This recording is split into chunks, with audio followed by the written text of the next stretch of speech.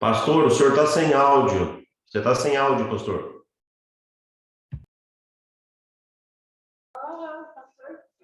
Muito bem, estava sem áudio. Um aluno está ligado aí, me ajudou.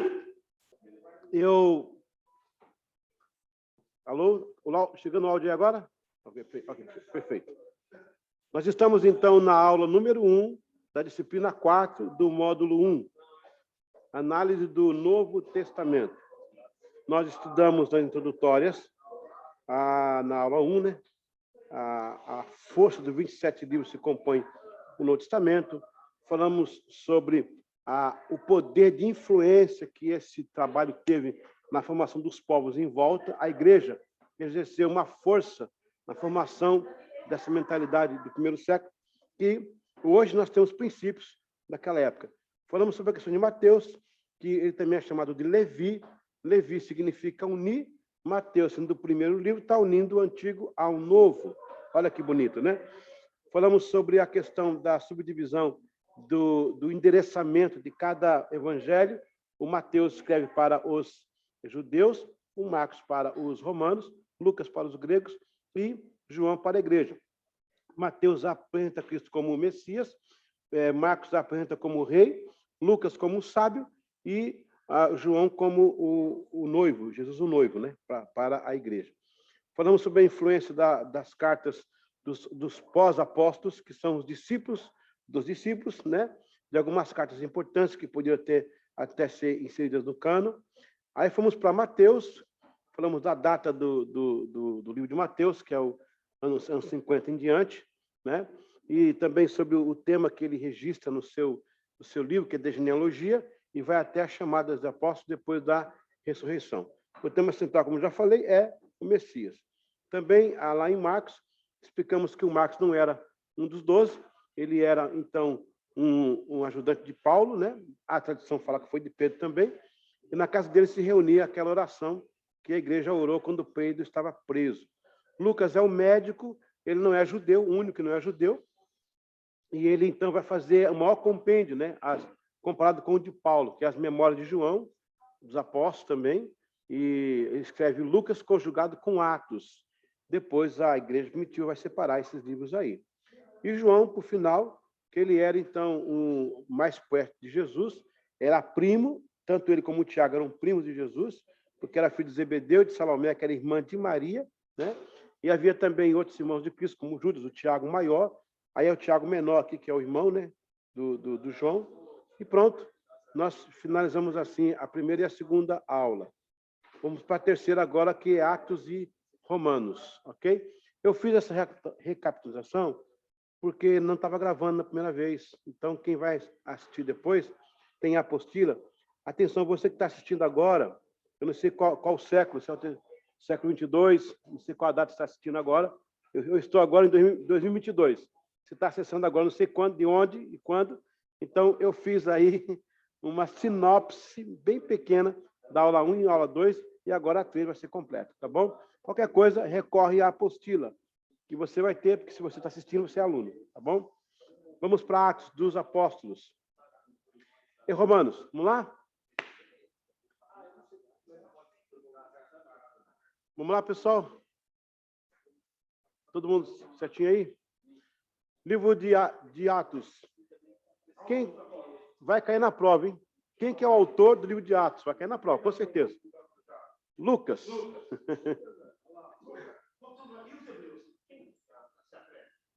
O livro de Hebreus foi escrito por uma mulher. Porque está no capítulo 13 e fala assim, ó, vede com poucas palavras vos escrevo. Olha, aquele monte de capítulo, pouca palavra tem que ser mulher, né? Não, tô brincadeira, não sei quem é, não. Vede com poucas palavras vos escrevo, né? Mas tem cara de ser Paulo, né? Tem cara de ser Paulo. Eu não arrisco. Eu não arrisco.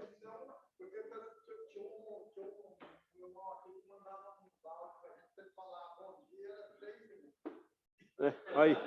Meu Deus. Vamos lá. Ô, pastor Pierre, quando o pessoal fala aqui do lado de lá, dá para ouvir aí, não? Tá, mais ou menos? É bom saber para o pessoal não falar mal de vocês aqui. É bom saber disso. Ok. O livro de Lucas, que é o Atos, né? Foi escrito no ano 80 depois de Cristo.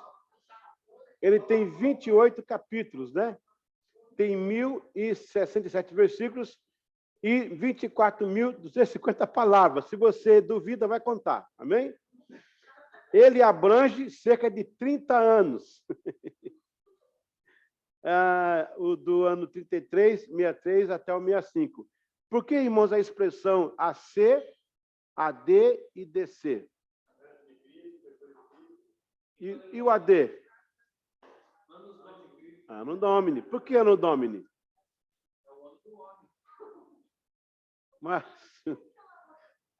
Mas toma remédio, vai. Hã? Quem? Bicentenary, bicentral? Não.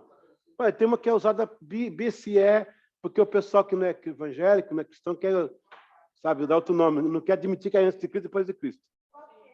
É before central, não sei o quê, é BCE, né?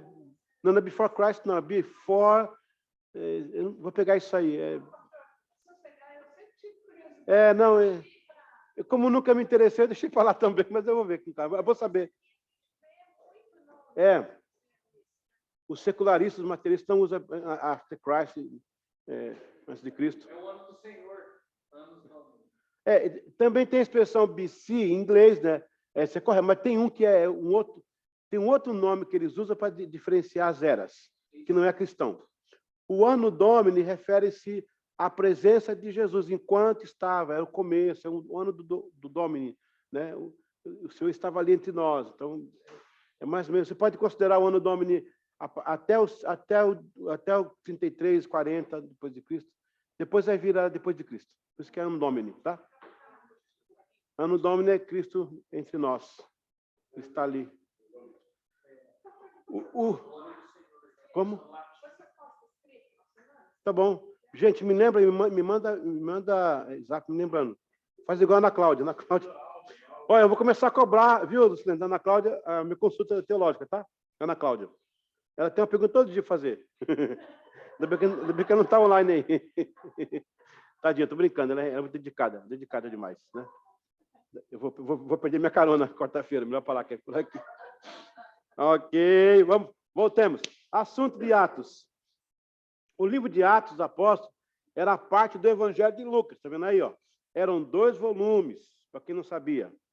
O título do Atos dos Apóstolos foi dado posteriormente, após várias sugestões, entre elas a de Tertuliano, Memorando de Lucas, e uma outra aparece no cano Muratori, que seria Atos de Todos os Apóstolos. O cano Muratori é o mais antigo documento, com uma lista de livros.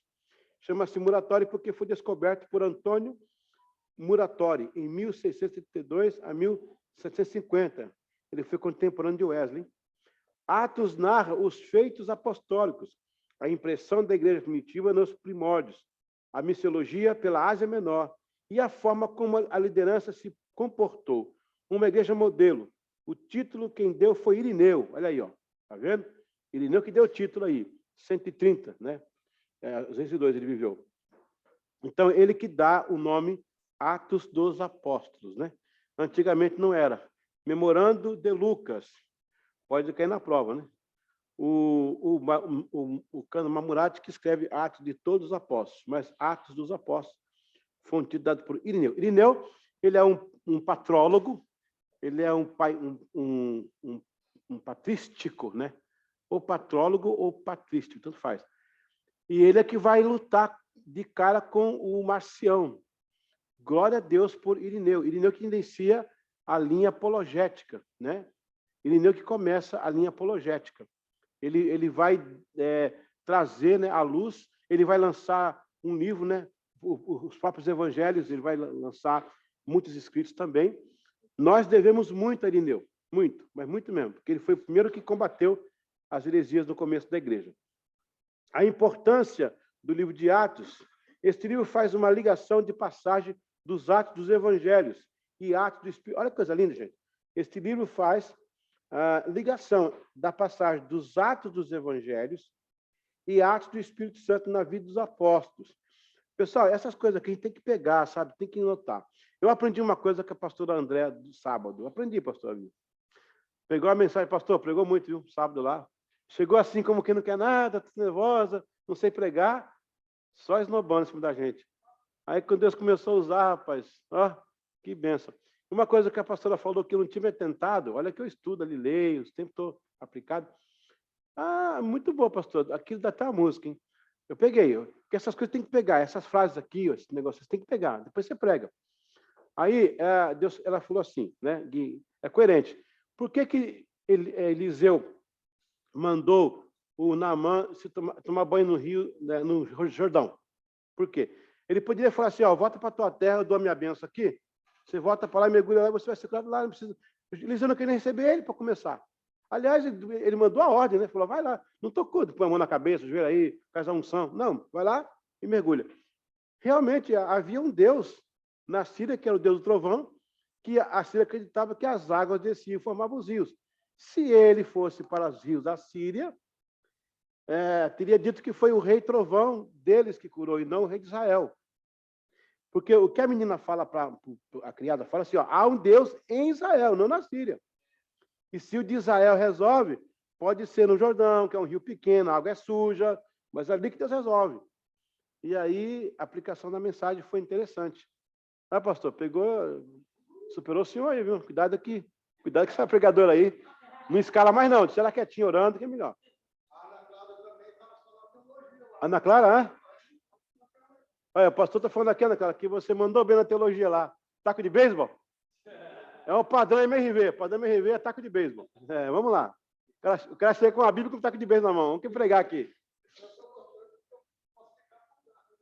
Não, mas o senhor também tem umas tiradas aí.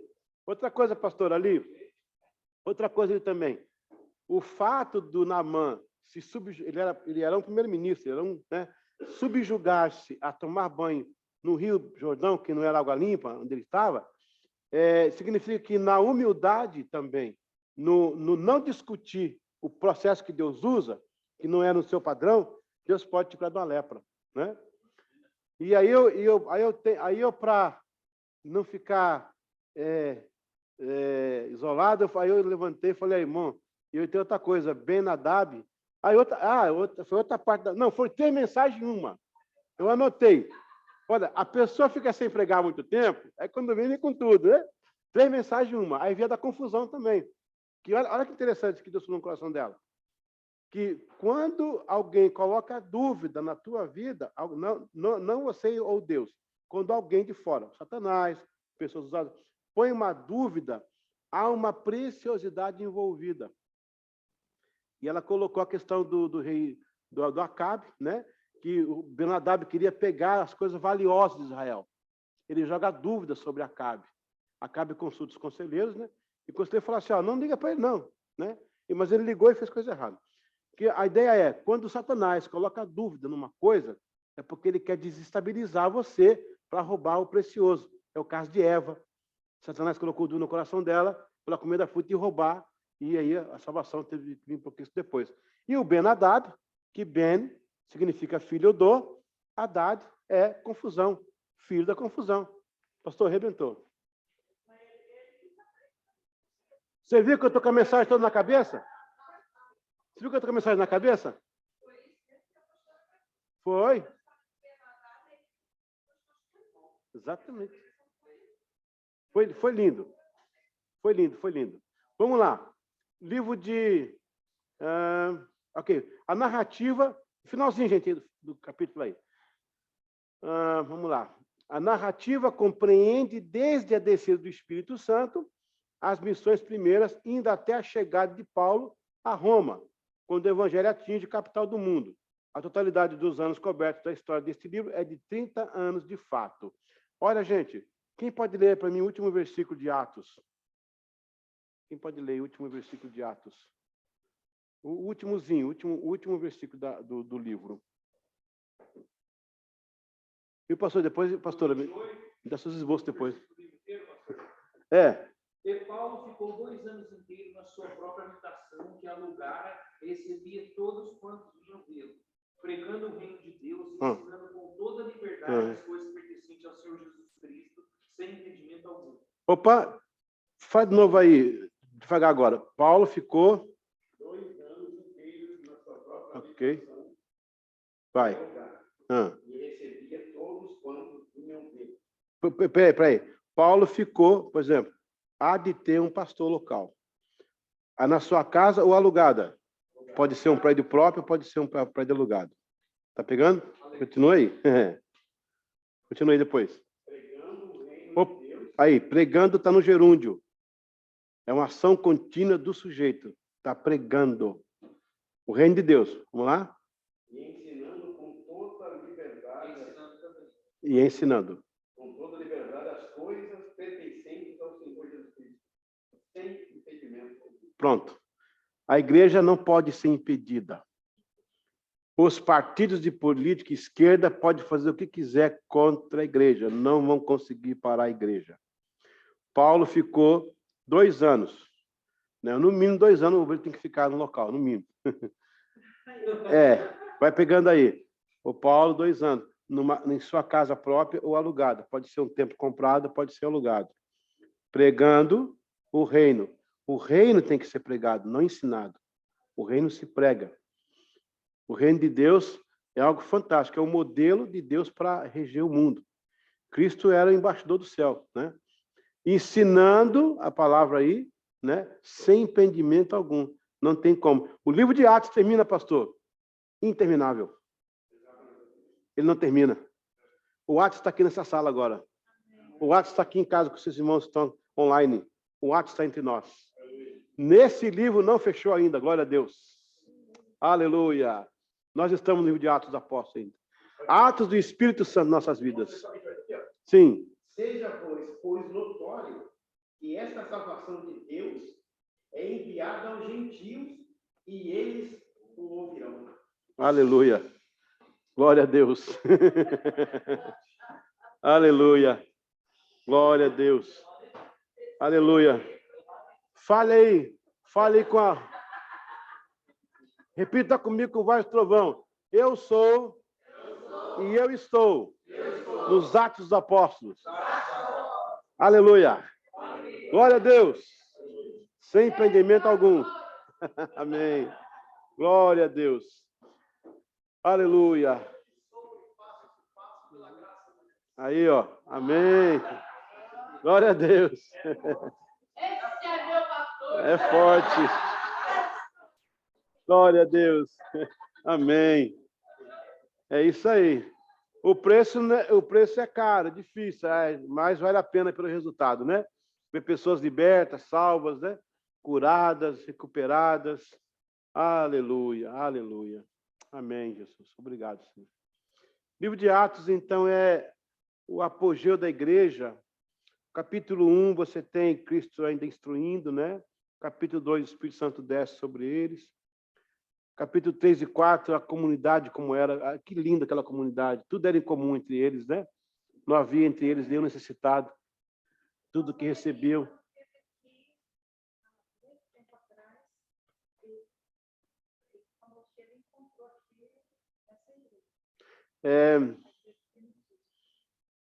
Então, pessoal, uma confissão...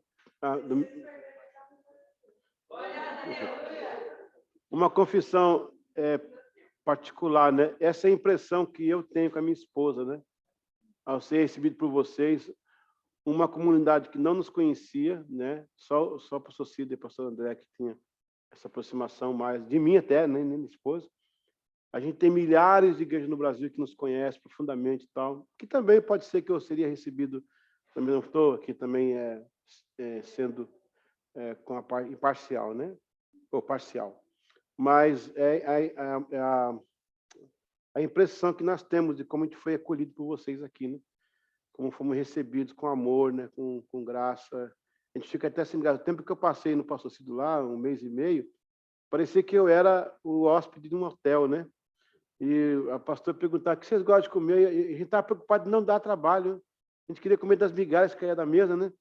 E eles, não, mas a gente comprava alguma coisa, a pastora via que ia comprar, trazia, porque achava que a gente sabia, que queria aquilo lá. Então, assim, a gente está como os que sonham, né? Pisando em nuvens. E eu conheço muito bem qual que é a vida do imigrante. Eu fui pastor na América há 11 anos, eu ajudei mais de 400 pessoas a se estabelecer naquele país. O que fazem comigo hoje é o que eu fiz exatamente há 10, 12 anos atrás. Aí eu estou sentado, o pessoal me ajudando a fazer as coisas aqui do país, eu falei, gente, já passei, isso é um déjà vu. Porque na América eu era residente legal, normal, né? Nunca fiquei legal na América. E aí eu ajudava os brasileiros. Ia na corte, interpretava, eu ia levar a criança para matricular, tirar a carteira de motorista, abrir conta bancária, ligar para resolver o problema do HIT, né? E tal. É claro que aqui o inglês me ajuda um pouco, eu estou ensinando os ingleses a falar inglês aqui, na verdade. Eu falei com a mulher assim, is it plastic? Ela, pardon, sir. Eu falei, is it plastic? Pardon, eu falei, is it plastic? Do you know English? Ela, yeah, I'm English. Okay. Because I talk in English to you. Is it? Because in English, madam, the verb regular come first, you know? Is it, not this is. Is it a plastic? A plastic means article for the words. Doesn't start with vowels, no? Plastic. You know English? That's it. Is it? No, it's not a plastic. Thank you very much. Have a nice day. Aí você dá fora e assim, ó. I am the guy.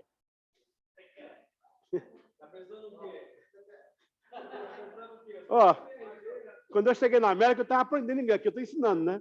Na América, eu estava aprendendo. Eu fui no supermercado, primeira vez, quando eu peguei a bag, aqui fala bag, né? Peguei a bag, a mulher falou assim, take care. Eu achei que era take the air. Pegue o ar, fiz. Eu falei assim, ó, that is good. Ela, sure, that is good. Mas era...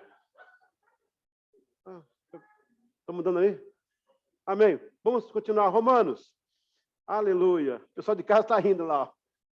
Is it a plastic? Você entendeu o que eu falei? Is it a plastic? Meu Deus do céu. Ok. Romanos. Autor de Romanos, do livro aos Romanos, é Paulo. Aos Romanos, né? A data é de 58 depois de Cristo. O assunto. Quando lemos Atos 2:10, fica evidente que alguns irmãos levaram o evangelho antes mesmo de Paulo.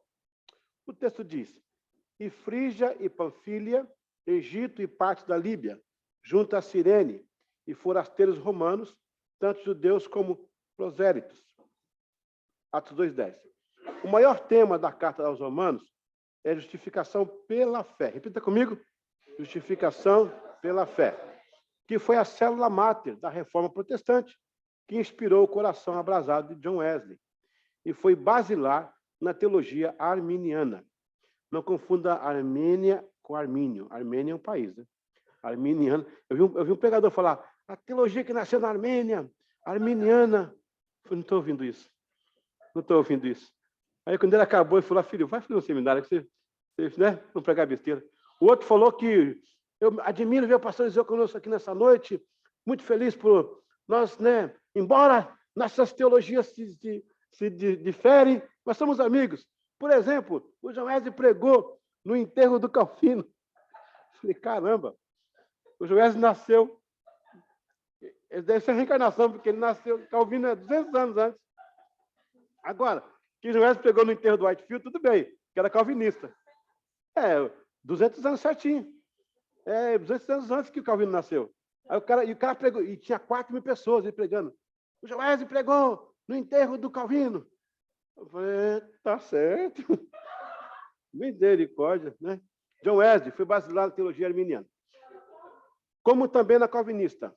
O ponto que Paulo elenca nesta carta serviu como base para o desfecho das 95 teses de Lutero, afixadas na porta da igreja em Wittenberg, Alemanha, em 31 de outubro de 1517.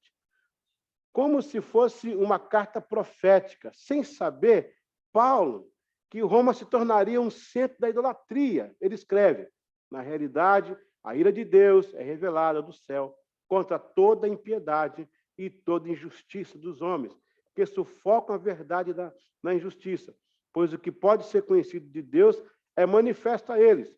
O próprio Deus o manifestou a eles. Com efeito, desde a criação do mundo em diante, as suas perfeições invisíveis podem ser contempladas com intelecto nas suas obras, como seu eterno poder e divindade. São, portanto, indesculpáveis, porque, embora conheçam a Deus, não lhe deram glória, nem graça como Deus, mas vaguearam em seus raciocínios, em suas mentes obtusas, foram obscurecidas. Então, você percebe que Paulo já antecipava essa situação. Eu já estive em Roma, como eu falei. Roma é um dos campos de investigação. Sempre vou a Roma, né? Depois da pandemia ficou mais difícil, mas ali eu faço o Coliseu Romano, que é muito importante para a história da igreja. Eu faço a Marmetina, onde é a prisão que Paulo ficou antes de ser decapitado. Fica depois do Fórum Romano. Alguém já foi em Roma lá, nesses lugares aí? Isso, tem. Você sai do Coliseu, passa o Fórum Romano, né? Está assim, Marmetina, naquele calabouço onde ele ficou ali. Claro que tem umas lendas ali, que o Pedro bateu a cabeça, a testa ali, que está até hoje afundado. Então, aquela pedra, né? Pedro deve ter quebrado a cabeça, não é possível. Mas é coisa de lenda mesmo. E ali eu tenho um tempo, né? Antigamente, quando eu ia, não tinha como estar lá. Agora está cheio de tela, está cobrando entrada, tem umas plataformas de metal, mas eu ia quando não tinha nada, né? Que eu vou desde 2001 que eu vou para lá. Em 2018 não estava cobrando, não. Agora tá, a última vez que eu fui estava 8 euros, né? E lá no Coliseu agora 12 euros também. O Coliseu pode. Mas quando eu fui não cobrava, não. Dessa vez, quando eu cheguei lá, tinha uma fila. Aí eu falei para o italiano assim, a crise, hein, cara? Hã? Não? Então foi... Olha só, então eu fui bem depois. Hã? Eu fui a primeira vez em 2001 mesmo, acho que antes, 2001, 2003. Dá para ir, porque tem muita coisa lá em Roma para a gente fazer, né? Sim, consigo. Consigo. Ali eu faço Marmetina, de Paulo ficou, o Coliseu Romano. No Coliseu está cobrando, cheguei para o guarda e falei assim, crise, né? A Europa está precisando de dinheiro, não cobrava nada aqui, né? Ficou meio bravo comigo, né? É bom que você arrumou um emprego para você. Aí fui para as catacumbas de Roma, lá, São Calixto. Então, tem que ir São Calixto. Gente, a experiência da catacumba é algo inesquecível, tá? Porque lá na catacumba você vê onde a igreja se reunia. E se você não leu ainda, eu vou conseguir esse livro, O Soldado da Catacumba. Um navio foi descoberto na costa americana há pouco tempo, não tem 30 anos ainda. Esse navio ele é do primeiro século. Nesse navio, que estava bem no fundo, tudo de madeira, havia um compartimento que havia um manuscrito que foi preservado debaixo da água. Era um compartimento meio cofre que a água não entrou. Quando subiram o navio, foram mexer e encontraram. Era um livro de uma pessoa que viveu no tempo da igreja. Esse livro foi destinado à Sociedade Bíblica, ela traduziu para nós. Quando eu tive internado, eu tive com os rins, com muita dificuldade, fiquei internado no hospital, acho que quase um mês internado. Um pastor me deu esse livro para ler. Eu estava com a veia, com os remédios, que era muita dor, tinha até o tramadol, né, que era aquele terrível. E eu chorava por causa do livro.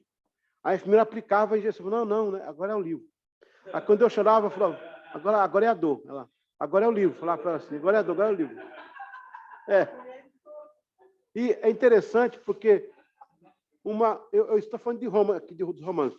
Uma dúvida que eu tinha como historiador é que Por que os crentes eram chamados de cara pálidas e mãos sujas, né? Os crentes de Roma, eles conhecidos como porque tinham um rosto pálido e a mão suja de terra, todos eles. Quando viam um cristão, quando viam com a mão de suja, era cristão. E eu nunca atentei para isso. No livro, esse escritor da época, ele era um soldado que o imperador Nero preparou para infiltrar, para pegar Paulo.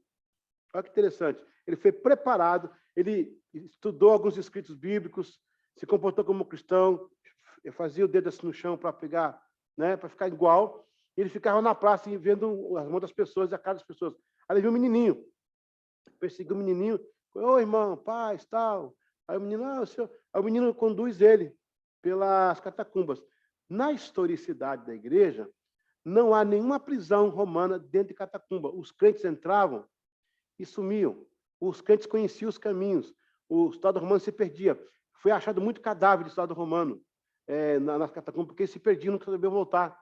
E os crentes sabiam entrar e sair. Porque quem cavou as catacumbas eram crentes. E tinha um mapa. Então, eles seguraram... Olha que interessante. Eles seguraram o mapa porque a catacumba era privada.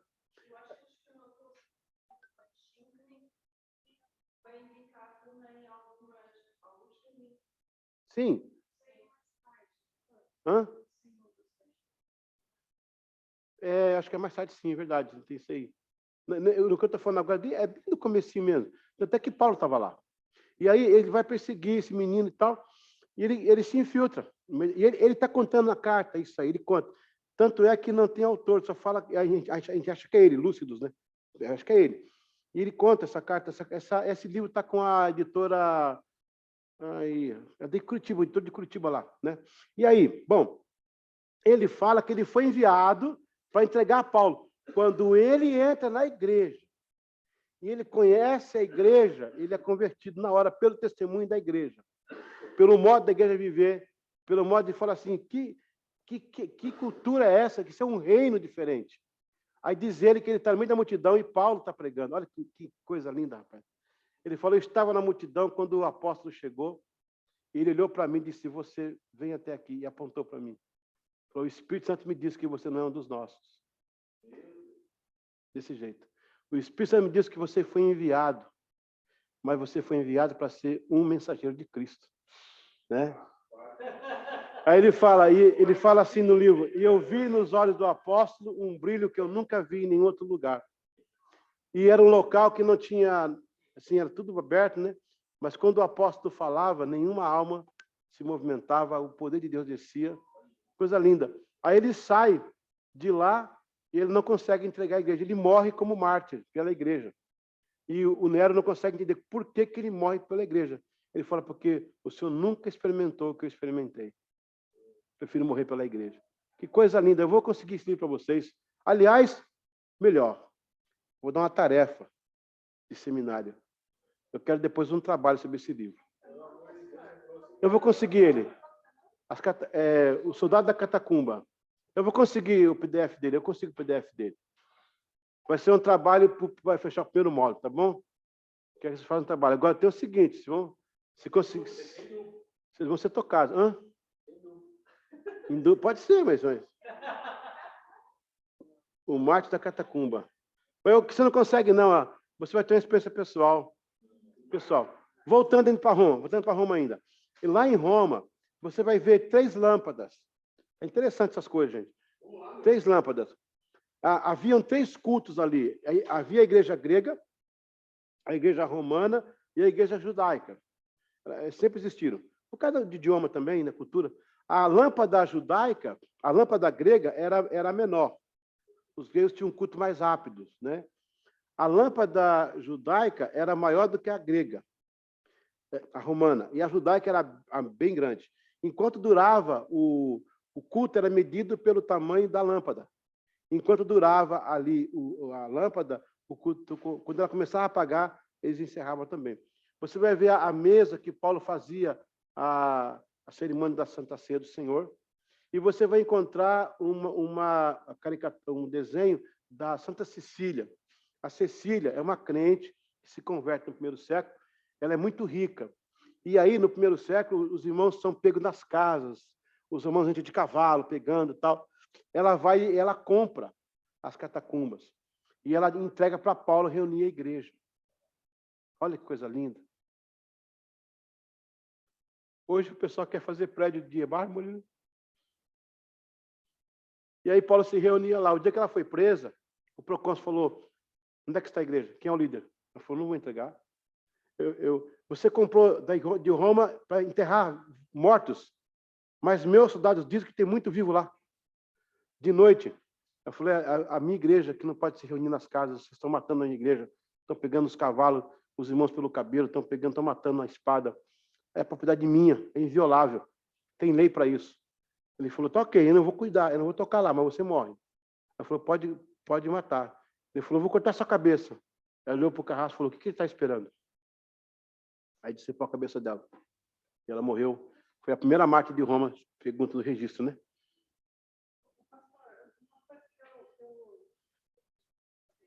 Porque o romano, ele não tinha a mesma condenação que as outras raças, né? Por exemplo.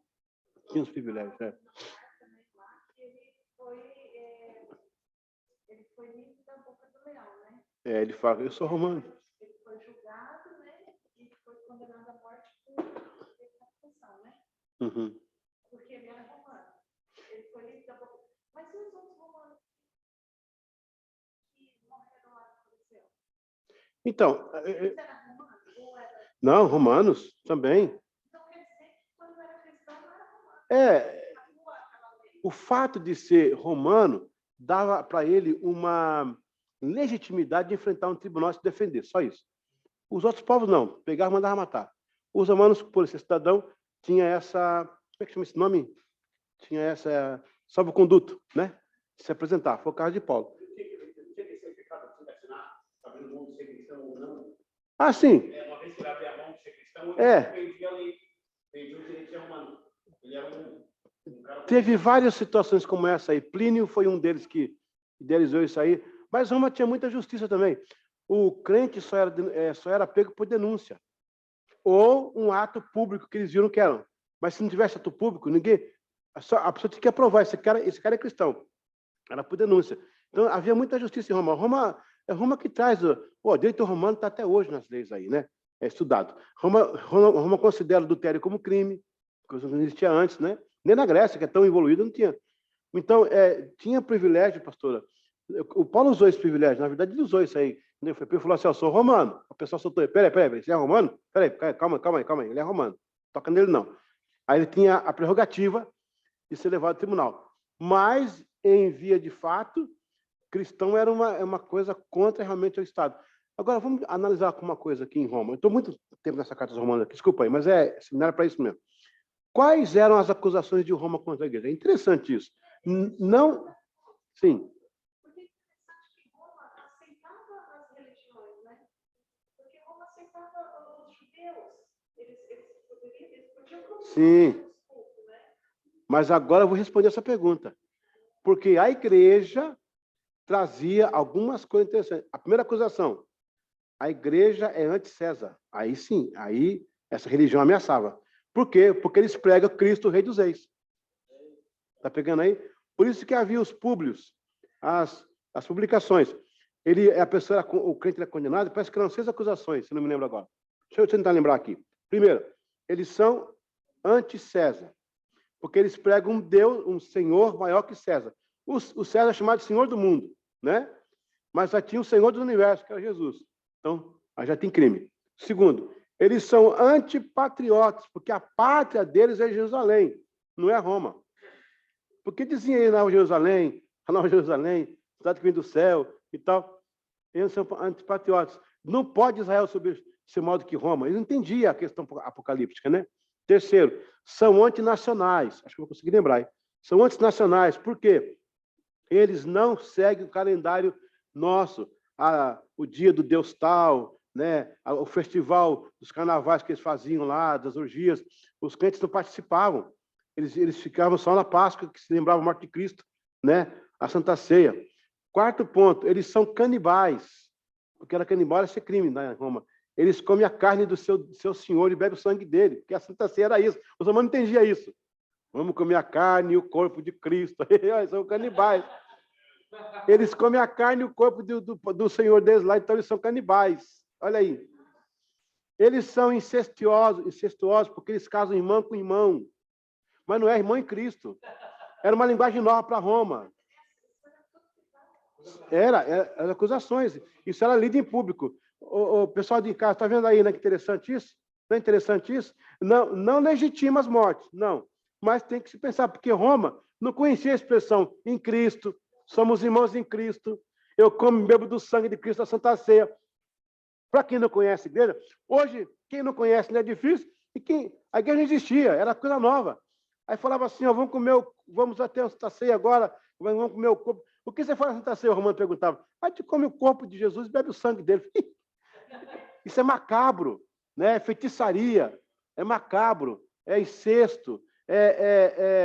E aí, tinha mais um ponto, eram 6 acusações que tinham. Em cima dessas acusações, que na época era legítima, não dava base para matar ninguém. Acho que nenhuma lei pode ter base para matar ninguém. Mas, se você, por favor, o nosso problema, pastor, agora eu vou falar como historiador, a gente senta no carro do século XXI e ajusta o retrovisor para explicar daqui o que aconteceu lá atrás. Não, você tem que dar ré. Você tem que dar ré. Ah, aqui tem asfalto, lá não tem. Ah, como é que pode isso? Não, dê ré para ver como é que é esse asfalto. Então, a gente procura sentar agora, a gente começa a julgar o passado, metendo pau a partir de agora. Tudo errado. Tem que se reportar o tempo. Você está no Romano. Se está como Romano. Essas acusações são legítimas para eles. Olha aí, agora comecei a ser advogado já, né? Isso não tira, né? Não dá direito de matar ninguém. A gente pensa isso hoje, mas na época era acusação, crime. Até que quando Paulo matava os irmãos, ele estava sob uma convicção que estava fazendo correto para a lei judaica. E aí? Não é verdade? Exato, fora da lei era crente. Os fora da lei. Éramos nós, né? Então, por exemplo, países que você sabe que eles matam cristãos por ordem de lei, que a pessoa nasceu e criou naquela mentalidade, ela está fazendo certo. E não está. Então, Roma tinha tudo isso aí. Outra coisa que me impressionou em Roma, também ainda em Roma, fora isso aí, a última coisa que eu ia falar. Quando eu chegava em Roma, alguns bairros antigos, porque Roma tem construção, gente. Olha, Roma é um dos mais antigos civilizações que existe, né? Ela é de 753 a.C., Roma. Ela começou com os italiotas. Tem uma lenda do Rômulo e Rômulo, mas aqui é uma lenda, né? Da loba, que é uma lenda.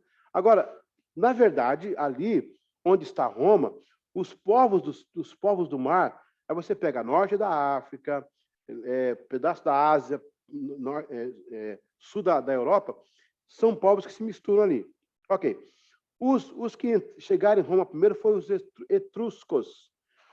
Etruscos, bizâncios, italiotas. Não, etruscos depois virou italiota. Não, etruscos, bizâncios, os ixos, todos eles são povos do mar.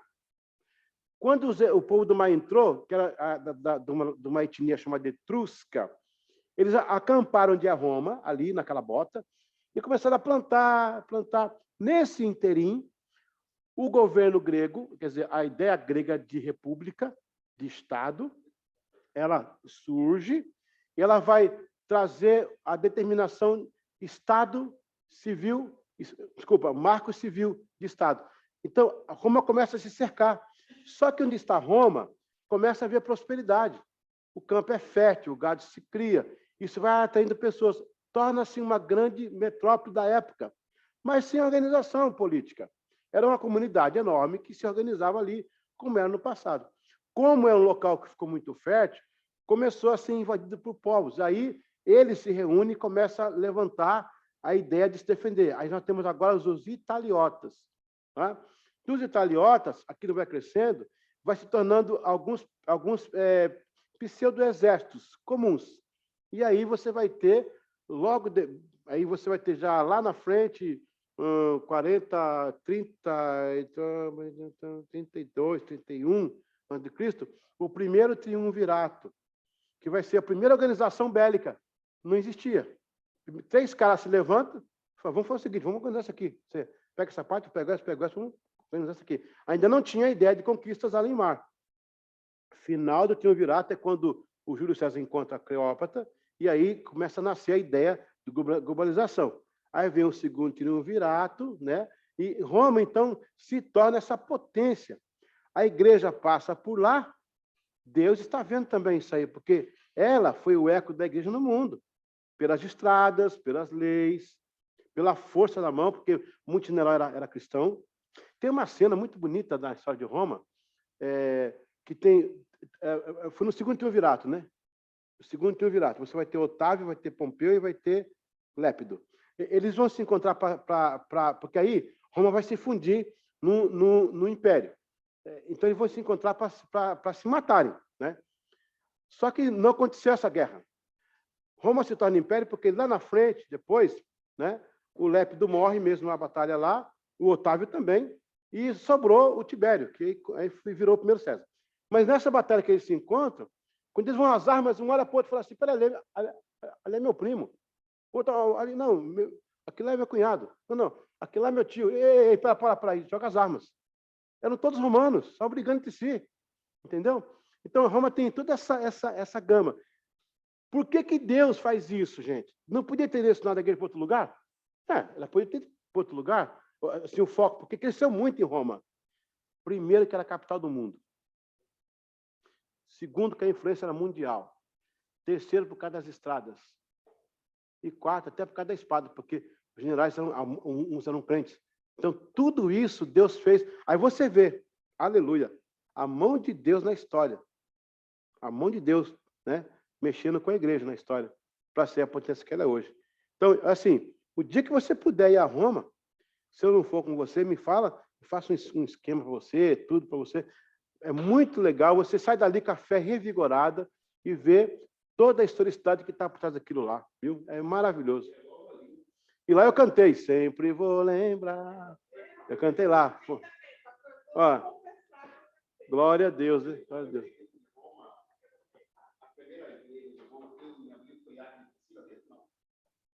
Ah, que Priscila tem um registro em Éfeso.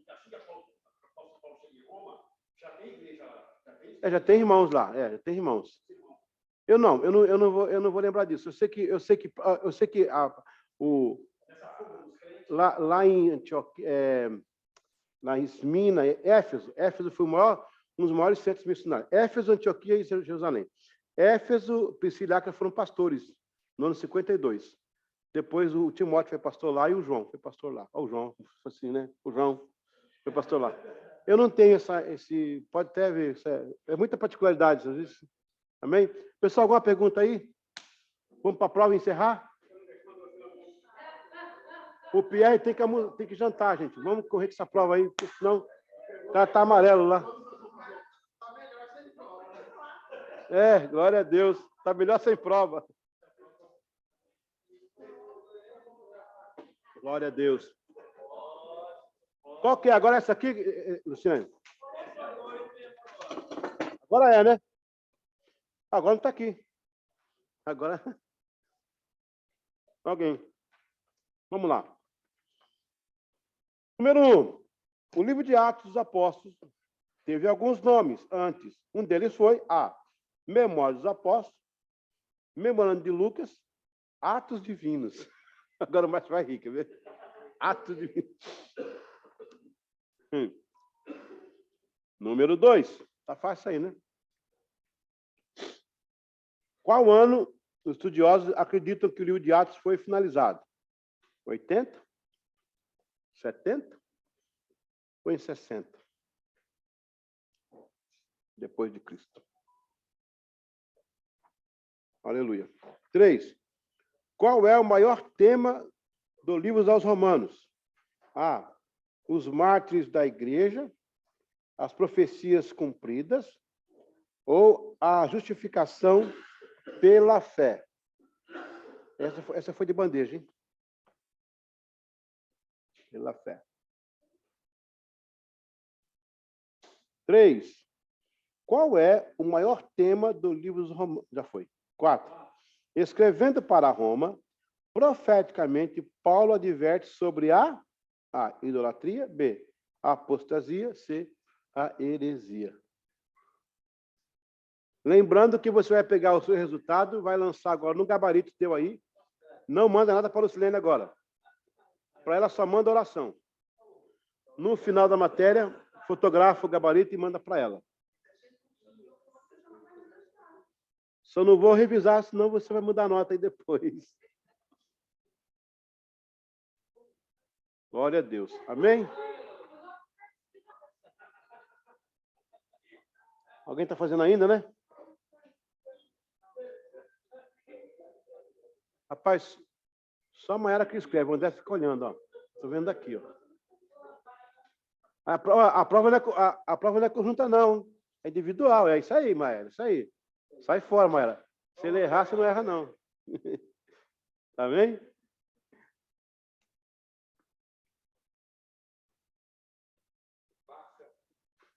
Glória a Deus. Terminou aí, PR?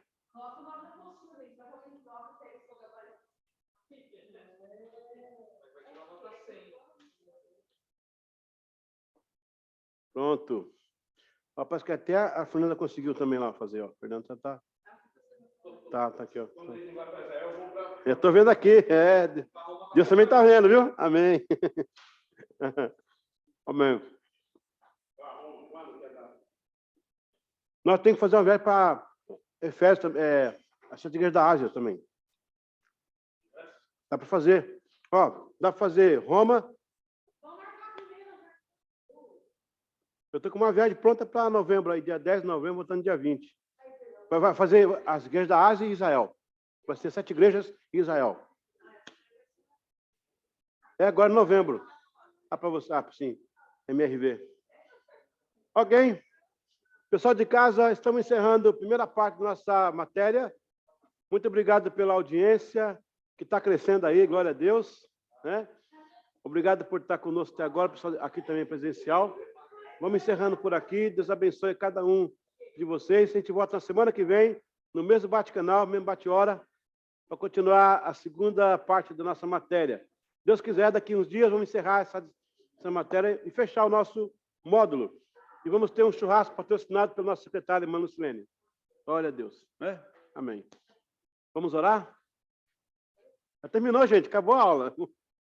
Já acabou. Não. Tem mais uma? Não. Acabou a aula, não? 3 aulas hoje. 1, 2, 3. Não foi, não? Isso mesmo. Na segunda... Não são 12 aulas? São 10 de prova só. O pessoal não quer sair, não, gente. Daqui quer ficar aqui para continuar a aula. Ai, meu Deus. Olha, pessoal. Segunda-feira me dá uma alegria. Não vejo a hora de chegar a hora de vir para cá, para a nossa aula, cara. Muita coisa ali. Eu vou conseguir ir para vocês. Pessoal de casa, vocês ouviram, né? Eu vou dar um livro de trabalho esse mês. Vocês lerem o livro, não é grosso, não. Dá para ler legal. E fazer um comentário sobre esse livro aí, tá? Para ajudar na matéria. Amém. Vamos orar, pedir para a mãe Emília agradecer a Deus por esse momento que esteve aqui, os irmãos de casa também. Glória a Deus. Vamos orar.